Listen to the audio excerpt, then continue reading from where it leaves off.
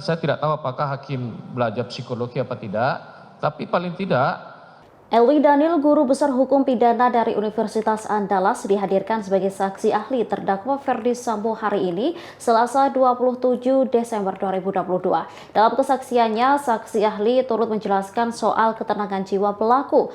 Menurutnya, untuk menilai hal itu, seorang hakim haruslah belajar soal psikologi. Kuasa hukum Ferdy Sambo mulanya menanyakan ke saksi ahli soal keadaan kejiwaan seseorang yang melakukan perbuatan pidana. Untuk menilai hal itu, apakah hakim dibantu oleh bukti psikologi agar bisa menilai keadaan kejiwaan pelaku.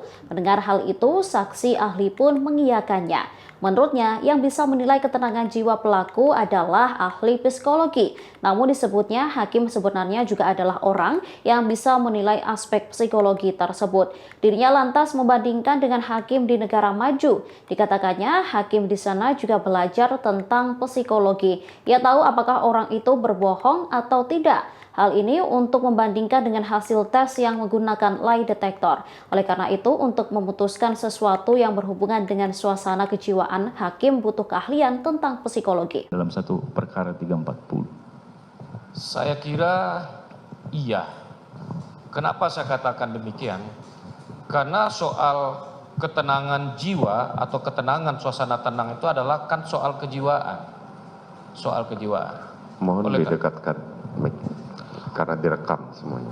Oleh karena itu, untuk memberikan pemaknaan terhadap atau untuk memberikan penilaian terhadap seseorang apakah dia berada dalam suasana kejiwaan yang tenang atau tidak, tentu yang bisa menjelaskan adalah ahli psikologi, termasuk psikologi forensik di situ. Nah, kemudian terkait dengan apa yang tadi saudara penasihat hukum kemukakan mengenai masalah aspek psikologi itu, sebenarnya hakim itu sendiri adalah juga, mohon izin yang mulia, adalah orang yang juga sebenarnya bisa memahami aspek psikologi itu. Bahkan di negara-negara yang sistem peradilan pidananya sudah demikian maju, seperti di Amerika, ya, itu hakimnya belajar psikologi. Dia tahu sebenarnya apakah orang ini berbohong atau tidak. Artinya untuk membantu, untuk mengkonfirmasi dengan alat canggih yang ada hari ini, lie detector itu. Nah, saya kira hakim juga memahami aspek psikologi itu.